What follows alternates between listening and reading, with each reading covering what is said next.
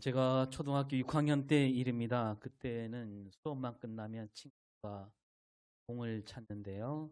어느 날 옆에 반과 축구시합을 하게 시간 가는 줄 모르고 막 뛰어다녔는데 갑자기 운동장에 애국가가 울려 퍼집니다. 벌써 6시가 된 거죠. 국기 하강식이잖아요. 길 가던 사람들도 멈춰서 이 내려오는 국기를 보며 가슴에 이렇게 손을 올렸던 그때입니다. 우리 아이들도 공을 차다 말고 다들 멈춰서 국기를 바라보았지요. 그런데 저쪽 반 친구 하나가 딱 서 있는데 공을 몰고 막 우리 쪽으로 오고 있는 겁니다. 아무도 막지 못하잖아요. 움직이면 안 되니까. 근데 저는 그걸 보고 그냥 있을 수가 없었습니다. 두 가지 생각이죠. 하나는 저러다가 우리가 골을 먹겠다 싶었고, 또 하나는 저 친구 저러다가 선생님과 혼나는 거 아닌가 해서 친구를 말리려고 뛰어갔습니다. 아니나 다를까 위에 교무실에서 창문이 드륵 열리더니 교관 선생님이 창문을 열고 우리를 부릅니다.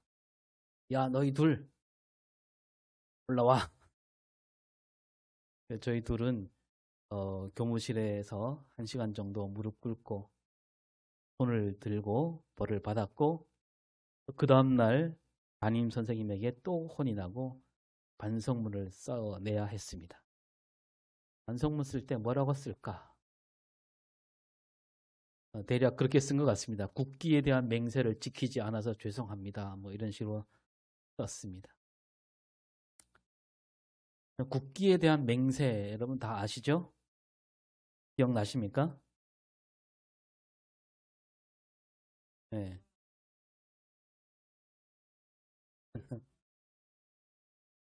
네. 네.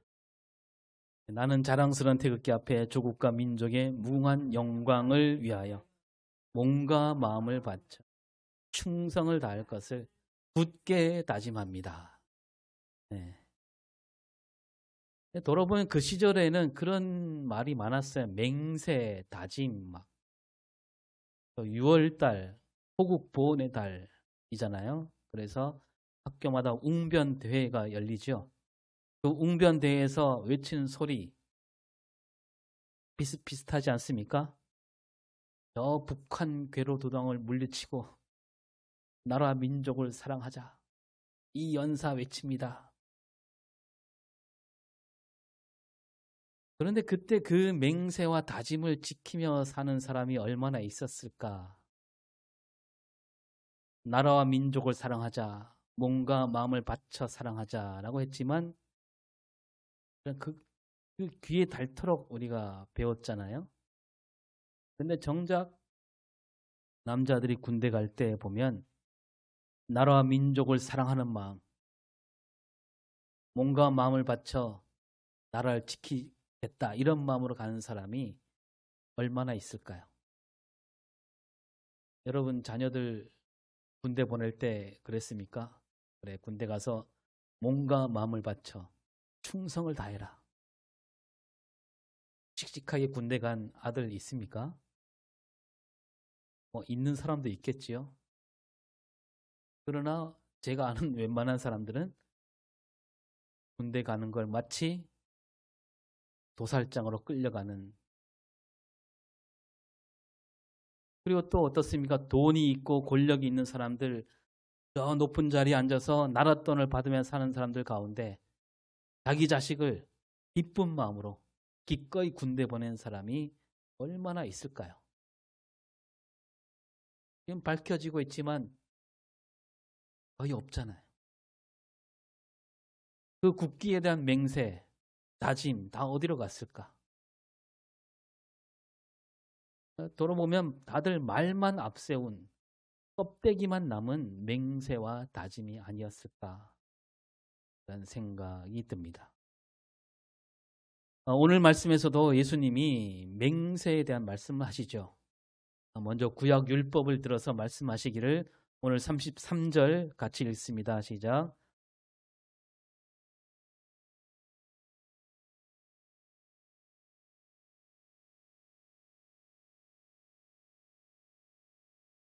예. 옛사람에게 하신 말씀, 뭐라고요? 헛맹세를 하지 말라. 우리가 앞에 말씀드린 그 맹세들, 어떻게 보면 헛맹세가 아닌가. 근데 예수님이 옛사람에게 하신 말씀이라고 했는데, 이것은 구약시대에 주신 말씀이란 뜻이죠.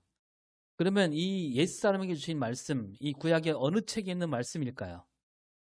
어느 책에 있는 말씀에 이 맹세에 대한 말씀이 나왔을까요? 예. 그걸 제대로 알아보려면 여러분 웬만한 성경에는 보면 나와 있습니다. 오늘 33절도 보면 또라는 글자 앞에요. 아주 작은 글씨가 써 있습니다.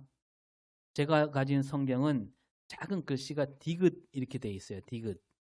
여러분 또 다르게 써 있는지 모르지만 그래서 밑에 보면 그 디귿 맨 밑에 보면 디귿 해놓고 레위기 19장 12절, 민수기 30장 2절, 신명기 23장 21절 이렇게 나와 있죠. 그러니까 이 옛사람에게 주신 말씀은 바로 레위기, 민수기, 신명기에 있는 말씀을 가리킨다. 그런 뜻입니다.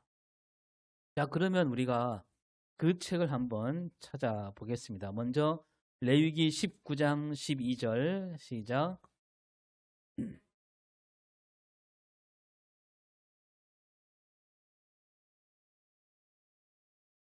네. 거짓 맹세 말 나오죠. 거짓 맹세. 예수님 말씀하신 것은 그 거짓 맹세를 예수님이 헛맹세라고 하시잖아요. 같은 말입니다. 그리고 민수기 30장 2절 볼까요? 시작. 허약하였으면 깨뜨리지 말. 그가 입으로 말한 대로 다 이행할 것이니라. 예, 여기는 맹세란 말이 없는데 대신 뭐가 있어요? 서원이라고 돼 있죠. 서원. 자, 신명기 23장 21절도 보겠습니다. 시작.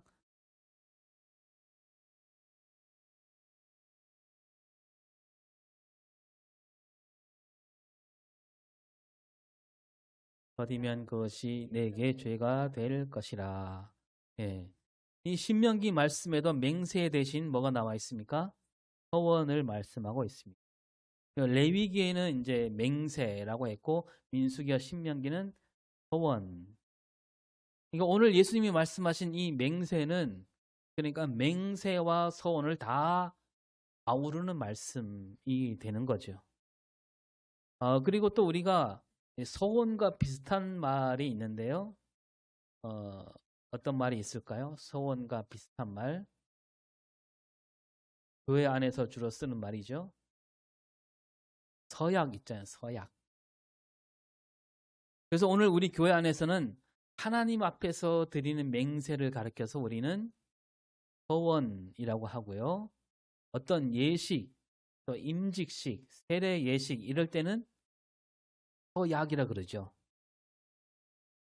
이 서약은 하나님과 또 여러 사람 앞에서 하는 맹세 이렇게 보면 되겠습니다. 그러니까 서원은 내가 하나님 앞에서만 드리는 맹세고 서약은 하나님과 여러 사람 앞에서 하는 맹세 이렇게 쓸 수가 있겠지요. 근데 이 맹세란 말은 교회 밖에서도 쓰는 말이고요. 사람과 사람 사이에 맹세란 말을 쓰기도 하고 아까 앞에 말씀드렸듯이 나라와 민족 앞에서도 맹세란 말을 쓰기도 합니다. 오늘 예수님은 맹세라고만 하고 돼 있는데 이 맹세라는 말 안에 그 다 들어있다는 얘기죠. 자, 그리고 예수님이 34절에는 이렇게 말씀하십니다. 앞에만 읽습니다. 시작. 예, 나는 너에게 이르노니 도무지 맹세하지 말라. 그래서 여기까지만 보면 그러면 모든 맹세, 그 어떤 맹세도 하지 말라 이 말씀인가? 그러니까 하나님 앞에 드리는 맹세, 소원, 하나님과 여러 사람 앞에 하는 맹세, 서약, 사람과 사람 사이는 맹세 이런 거 가리지 말고 그 어떤 맹세도 하지 말라 그런 말인 것 같지요. 지금 딱 보면. 그래서 우리가 예수님 말씀대로 우리는 그런 서원 기도도 하지 말아야 되고, 그 어떤 서약식, 또 임직 서약이나 뭐 결혼 서약, 세례 서약 하지 말아야 할까? 그런 뜻인가? 몇 번 읽어보니까요. 그게 아니라 하나님 앞에 드리는 맹세, 그리고 우리 교회에서 하는 서약, 이런 것은 우리가 반드시 지키면 된다는 뜻이라는 겁니다. 이건 지켜야 된다. 예수님 말씀하신 것은 반드시 지켜라. 그런데 예수님이 그럼 어떤 뜻으로 도무지 맹세하지 말라. 이 말은 도대체 뭘 가리키는 건가? 그 뒤에 하는 말씀들을 보시면 우리가 그 뜻을 좀 헤아릴 수가 있는데요. 우리 34절을 다시 한번 읽습니다. 시작. 하늘로도 하지 말라. 이는 하나님의 보호자. 자, 하늘을 걸고 맹세한 사람이 있었다는 얘기잖아요. 하늘로도 맹세하지 말라. 그렇게 했고요. 35절 시작.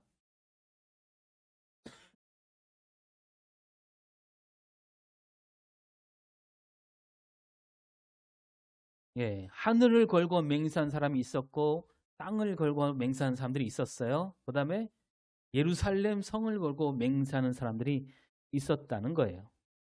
그러면서 뒤에 이런 말씀들이 있어요. 하늘은 하나님의 보좌고 땅은 하나님의 발등상이고 예루살렘은 큰 임금의 성이다. 큰 임금 누굴까요? 하나님이죠. 하나님의 성이다.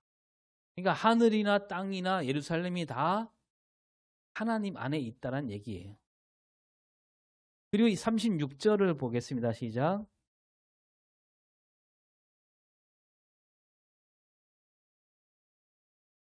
예, 이 말은 무슨 말이냐? 네 머리로는 한 터럭도 희고 검게 할 수 없다. 네 머리라고 하지만 그것은 너의 머리가 아니다 이거죠. 그 머리조차도 하나님 손에 달려 있다는 얘기예요. 머리 또한 하나님 다스림 가운데 있다. 하늘, 땅, 예루살렘, 머리, 이 모든 것은 다 하나님께 있다 이거죠. 이렇게 보고 우리 다시 레위기 말씀으로 올라갑니다. 레위기 19장 12절 시작.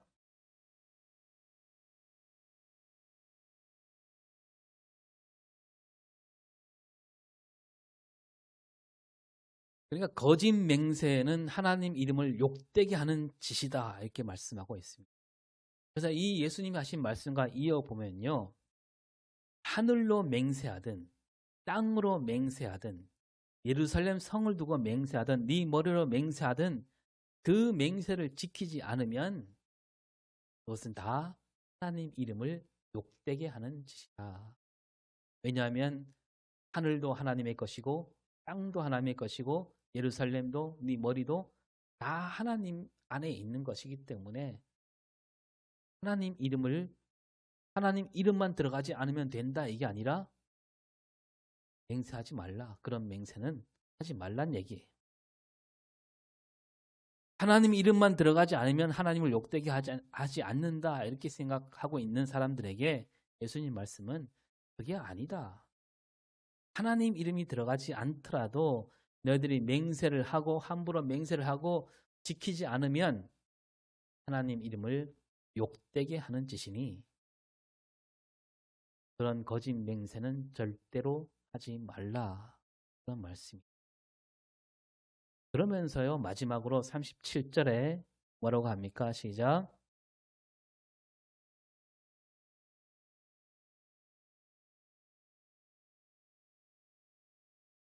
예. 무슨 말입니까? 너희가 할 말은 여러 말 할 것 없다. 그거. 뭘 두고 맹세한다 이런 말 하지 말란 얘기입니다. 하지 말고 옳은 것이면 옳다 그러고 아니면 아니다. 여러 말 덧붙일 것 없다 그 말씀이에요. 이것은 옳긴 옳은데 내가 옳은 건 알아 하면서 이런저런 말 다른 말을 갖다 붙이려고 한다면 그것은 벌써 악에서 비롯된 마음이라는 얘기입니다. 내가 이렇게 하면 안 된다 이거 알아. 하지만 뭐가 어쩌고 저쩌고 이럴 수밖에 없다. 핑계를 댄다면 벌써 그것은 악에게 사로잡힌 일이 된다라는 뜻입니다. 틈을 주지 말란 얘기예요. 그래서 이 도무지 맹세하지 말라 이 말씀을 풀어서 보면 이겁니다. 말을 앞세우지 말고 옳은 일이면 하고 옳지 않다면 하지 말아라. 왜 너희들은 자꾸 말을 앞세우냐 이거예요. 말을 앞세운 짓 하지 말라. 그런 뜻으로 도무지 맹세하지 말라. 그러면 이 말씀이요. 저 7장 21절에 또 나오지요. 읽어볼까요? 시작.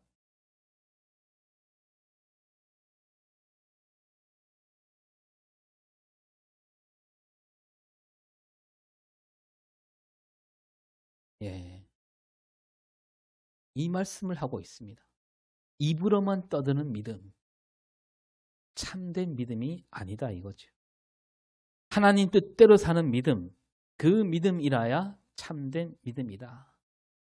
입으로 아무리 말해도 아무리 좋은 말해도 입으로만 떠든다면 그것은 하나님 나라에 들어갈 수 없는 믿음이다.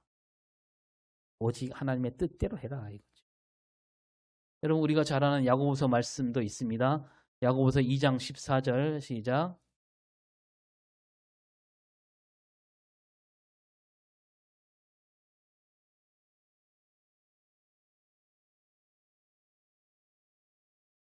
이 초대교회 안에 믿음만 내세우는 이들이 있었다는 겁니다. 믿음이란 말만 내세우는 사람들이 있었다는 얘기예요. 그들이 다 말하기를 나에게는 믿음이 있다. 나는 믿는다. 말은 합니다. 그런데 행함이 없는 거예요. 그런 믿음으로는 구원이 있을 수 있겠느냐. 그 이어지는 15절 16절 시작.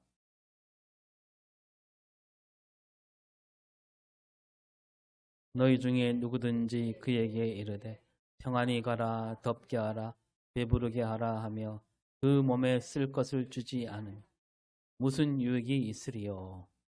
야고보가 아주 잘 예를 들어서 말씀하고 있잖아요. 이 형제나 자매가 헐벗고 굶주리고 있는데 도와주진 않고 그냥 말로만 평안히 가라. 몸을 따뜻하게 하라. 배부르게 하라. 아무것도 주지 않으면서 말만 그렇게 한다면 그게 뭐냐 이겁니다 도대체. 말로만 떠들면 말만 앞세우면 무슨 유익이 있겠느냐. 쓸모가 있겠느냐. 그러면서 그 17절에 이렇게 나오죠. 17절 시작. 예. 말만 앞세우는 믿음, 행함이 없는 믿음은 그냥 껐다 이겁니다. 딱 잘라 말하잖아요. 그 어떤 애누리도 없습니다. 이런 행함이 없는 믿음은 아무것도 아니다. 말만 앞세우는 신앙은 신앙도 아니다. 죽은 신앙이다. 또 있습니다. 요한일서 3장 17절 18절 시작. 궁핍함을 보고도 도와줄 마음을 닫으며 하나님의 사랑이 어찌 그 속에 거하겠느냐. 자녀들아 우리가 말과 여로만 사랑하지 말 행함과 진실함으로 하자. 네. 재물이 있는 사람이면 재물로 가난한 사람을 도와줘야 된다. 그게 사랑이다는 거죠. 왜 말과 혀로만 사랑하냐 이겁니다. 왜 말만 앞세우고 자기 있는 것을 나눠주지 않느냐. 그게 어떻게 사랑이냐. 그게 어떻게 믿음이냐. 행함과 진실함으로 사랑해야 되지 않겠느냐.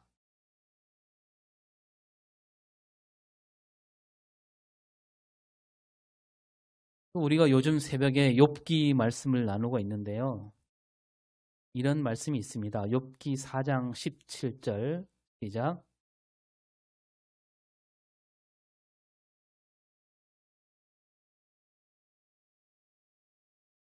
이 말이 누가 한 말일까요? 예, 욥 친구 엘리바스가 한 말입니다. 이 말이 맞는 말입니까? 틀린 말입니까? 맞는 말이죠. 100번 맞는 말이에요. 지당한 말이에요. 그런데 욥기를 읽어보면 이 말이 맞는 말이지만 옳지 않다 그러죠. 왜냐? 지금 고통당하고 있는 욥에게 할 말이 아니라는 겁니다. 욥에게 전혀 도움이 되지 않는 말이에요. 이 말 안에 뭐가 들어있습니까? 네가 의롭지 않아서, 깨끗하지 않아서 너가 고통을 받고 있다 이거입니다. 말은 맞지만 욥에게 할 말이 아니잖아요.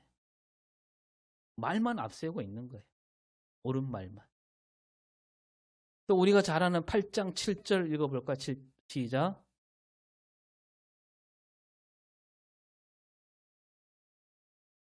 이건 누가 한 말이에요? 이것도 친구가 한 말이에요. 빌닷이라는 사람이 한 말이에요. 뭐 이 말씀이 막 우리 뭐 식당에 가면 많이 써 있죠. 이 말이 무슨 뜻이에요? 하나님을 찾고 하나님께 간구하면 또 깨끗하게 살고 정직하게 살면 지금은 보잘것없이 작지만 나중에는 아주 크게 잘 된다. 틀린 말이에요? 맞는 말이에요. 그런데 욥기에서 뭐라 그래요? 이 말 또한 잘못됐다 그러죠. 왜 잘못된 거예요? 빌닷은 잘못 짚고 있습니다. 욥에게 이 고난을 그냥 받아들여라. 너 받아들이고 납작 엎드리면 하나님께서 나중에 크게 갚아주신다. 맞는 말일 수 있지만 그러나 욥기에서 말하는 욥이 겪고 있는 고난은요. 그 고난 때문에 하나님이 더 큰 복을 주려고 하는 그런 뜻이 아니었잖아요. 욥은 이 고난 안에서 하나님 뜻이 무엇인가? 왜 의롭게 사는 사람, 착하게 사는 사람, 아무 해악도 끼치지 않는 사람도 왜 이런 고난을 겪어야만 하는가? 그 뜻을 깨달으려고 몸부림치고 있는데 빌닷은 엉뚱한 말로 입에 바른 말로 그냥 욥에게 이렇게 퍼부어대고 있는 겁니다. 여러분 욥 친구들이 처음에 욥을 보고 깜짝 놀랐지요. 욥의 몰골이 하도 그냥 기가 차서. 그래서 보자마자 자기들도 옷을 찢고 크게 울었습니다. 그리고 7일 동안 아무 말도 하지 않고 같이 앉아 있기만 했습니다. 100마디 말보다 그냥 그렇게 같이 있어 주는 거, 그게 진짜 위로였지요. 근데 사람이 그런 것 같아요. 처음엔 그러다가 시간이 좀 흐르니까 말을 앞세우기 시작합니다.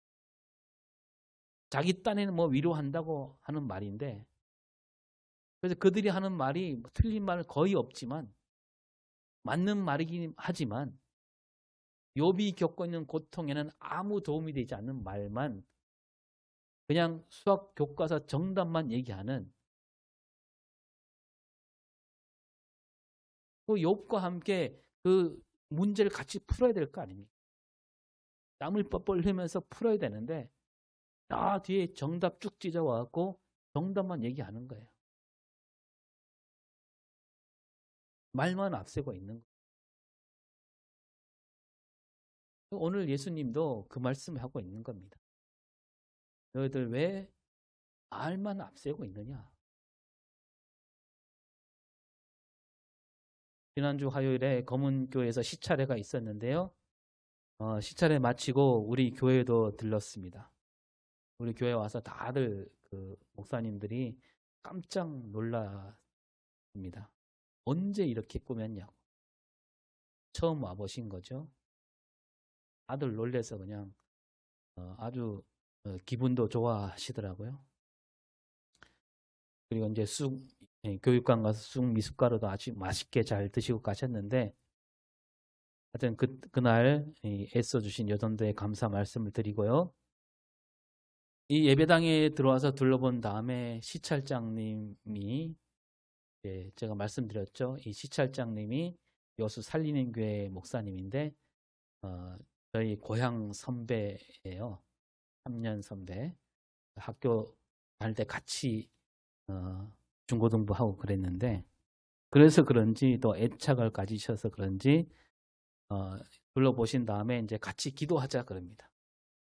앞에 나와서 기도 인도를 하시는데 이분이 아주 목청이 좋거든요.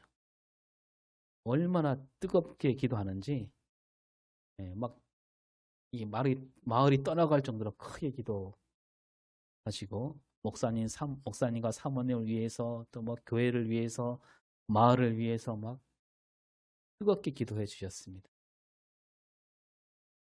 근데 이 새로 리모델링한 우리 죽촌교회하고 변촌교회만 들르려고 했는데 만내 목사님 따라왔다가 우리 교회에서 기도하는 걸 보더니 우리 교회도 갑시다. 그래서 다 들려서 갔습니다. 제가 이제까지 이런 시차례를 본 적이 없어요. 가는 곳마다 이제 찬양 부르고 막 큰 소리를 기도해 주시고, 이번 시차례는 이게 시차례가 아니라 그냥 부흥회였습니다. 이런 시차례가 없었고요. 앞으로도 없을 겁니다. 하여튼 그런 일이 있었는데 제가 시차례 얘기하려고 하는 게 아니고 노예 생각하다 보니까 그게 생각나서 말씀드렸는데요. 노회가 열리게 되면 꼭 선거가 있어요. 봄에도 한 번, 가을에도 한 번. 선거가 있으면 선거에 나온 목사님들이 노회를 앞두고 전화를 하죠. 저에게도 전화 옵니다. 전화 올 때 저에게 이렇게 인사말을 합니다. 목사님, 그 먼 섬에서 고생이 많습니다. 정말 훌륭하시고 대단하십니다. 이렇게 인사를 해요. 그래서 제가 대답을 합니다. 목사님, 정말 이 섬 목회로 훌륭하고 대단하다고 생각하십니까? 그렇다면 목사님도 이 훌륭하고 대단한 일 하실 생각 없나요? 걱정하지 마세요. 제가 진짜 그렇게 말한 게 아니고 속으로 그렇게 말했습니다. 여러분, 말을 앞세우지 말라 했는데요. 목사님들도 학교에서 공부할 때 다짐하잖아요. 맹세합니다. 뭐라고 맹세해요? 공부 다 마치고 부름받아 나선 이 몸 어디든지 가오리다. 아골골짝 빈들에도 사랑 안고 복음 들고 가오리니. 이렇게 말을 앞세웠지만 정작 남해 서부 동쪽 먼 바다에 있는 섬 거문도에 자리가 낮다 했더니 어떤 목사님이 그럽디다. 우리 아내가 힘들어해서 우리 아이들이 잘 적응할까 겁나서 결단을 못 내리겠다. 심지어 이런 말도 하는 얘기를 들었습니다. 우리는 대전 이남으로는 절대 안 간다. 안 내려가기로 했다. 이게 뭡니까? 부름받아 나선 이 몸 어디든지 가오리다. 뭐예요? 거짓 맹세 아닙니까? 말만 앞세우는 호명이죠.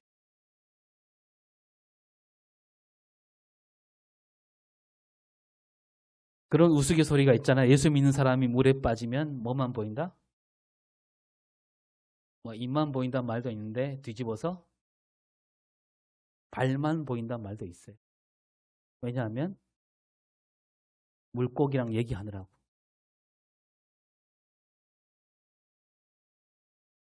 말을 많이 들으면 할 말도 많이 생기기 마련이에요. 주일마다 듣고 새벽마다 듣고 유튜브로 듣고 하니까 할 말이 많아지겠지요. 여러분, 말을 많이 하지 말라 그런 말씀이 아니라 오늘 말씀은 말만 앞세우지 말라 이겁니다.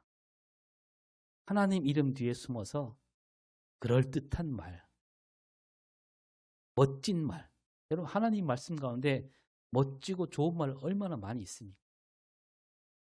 그런 말 딱 앞세워갖고 그냥 그런 말만 앞세우는 사람이 되지 말라고 예수님이 도무지 맹세하지 말라고 말씀하시는 겁니다. 이 말을 뒤집어 말하면 뭐예요? 옳은 것은 옳다, 아닌 것은 아니다. 뭐예요? 정말 믿을 만한 사람이 되란 얘기죠. 여러분, 제가 우리 검문도에 와보니까 우리 검문도 우리 죽천을 비롯해서 우리 사는 사람들, 와, 정말 하나같이 말 정말 잘합디다. 네. 얼마나 잘하는지, 애들도 얼마나 말을 잘하는지. 지난번에 학교 개소식 갔는데 학생회장이라고 애가 일어나서 말하는데, 와, 교육감 앞에서요 그냥 거침없이 그냥 필요한 말만, 연습도 했겠지만 아주 잘해.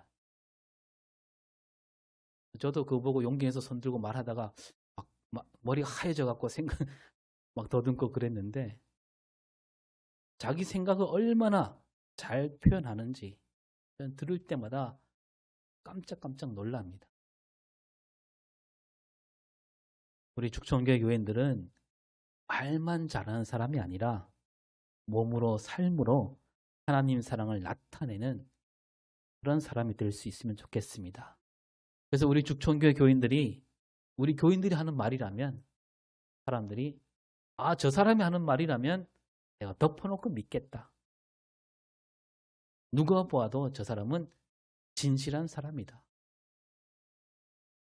성령의 사람이라면 마땅히 그래야 되지 않겠습니까? 오늘 말씀을 따라서 이런 삶을 살아가는 저와 여러분이 될 수 있기를 바랍니다. 기도하겠습니다.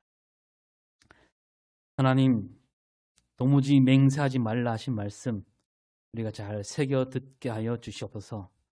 믿는 사람으로서 부끄럽지 않는 삶을 살아가는 저희가 되게 하시고, 누구와 보아도 믿을 만한 사람, 그런 삶을 살아가는 저희가 되게 하여 주시옵소서.